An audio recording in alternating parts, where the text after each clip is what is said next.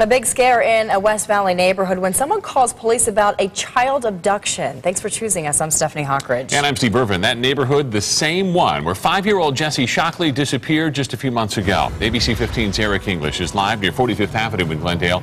Eric, Jessie's disappearance making folks pretty nervous there, I'm sure. Well, Steve, word of another abduction in this Glendale neighborhood certainly set people on edge. Take a look at where we are. Just on the other side of these apartment buildings is 45th Avenue. That's where young Jessie Shockley disappeared from last year. Then today, someone reported that a young boy was riding a bicycle and he was grabbed off of that bicycle while he was in the road right here in Ocotillo Road. Some very tense moments followed. That's not even a block and a half from here.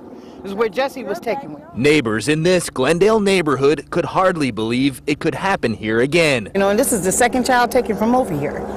You know, and it's just a tragedy. I don't understand. Around noon, a witness called police saying they had seen someone come up to a boy on a bike, chase him, stick him in a car, and speed off. This is the same neighborhood Jessie Shockley disappeared from last year. Officers rushed to the scene and locked down the area, searching for suspects. Checking trunks. That's crazy. It makes you want to keep your kids tight. But after a couple of hours, a less sinister truth came out. He jumped out the car, grabbed me, and hit me in the car. Turns out 8-year-old Woodrow Wilson has a habit of skipping school. Today, his mom called her older son to find Woodrow and bring him home. He did, and in the process, caused quite a stir. My first reaction was, let me go clear this up. He is not abducted. He's here. I apologize for everyone's time. She says young Woodrow can be a handful and said it was time for a long talk. Anybody know help that I can get with him? Definitely time to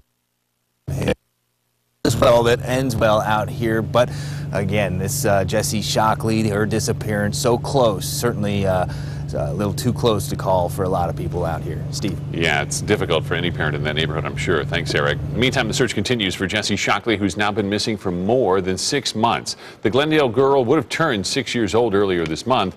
Investigators believe she's dead. Searchers have been scouring through a valley landfill for any signs of her body, and we are expecting an update on that search tomorrow.